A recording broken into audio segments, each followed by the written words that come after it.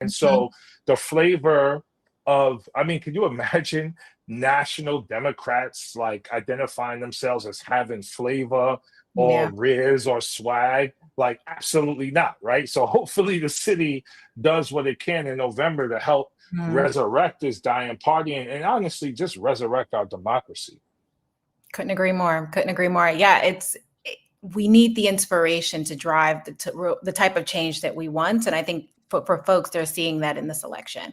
Yeah. The question is like, can we get people to unlearn they've been told for so long, and to look beyond the headlines, to actually understand and learn a new candidate who's fighting for them, and fighting for them unapologetically, right?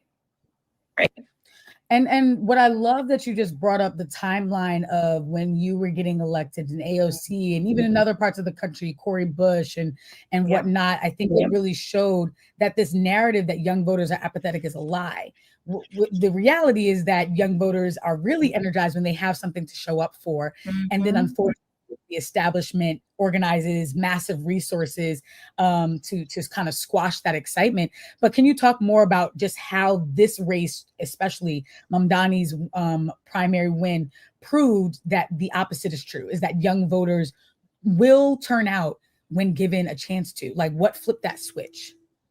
Yeah, when you got a candidate talking real shit, right? Like when you got someone who's talking about the issues that young people care about, right? So running on affordability from the very beginning, talking about freezing the rent, again, fast and free busing, universal childcare, lowering grocery prices, fully funding our public schools, but not just talking about it, having a record of fighting for those things, but also with the authenticity and genuineness that young people can connect to, especially again, because he's a progressive, they're progressive. So it's like kindred spirits there. And so when you're talking about real issues and you're not hedging and you're leaning into it, young people are going to be inspired by that.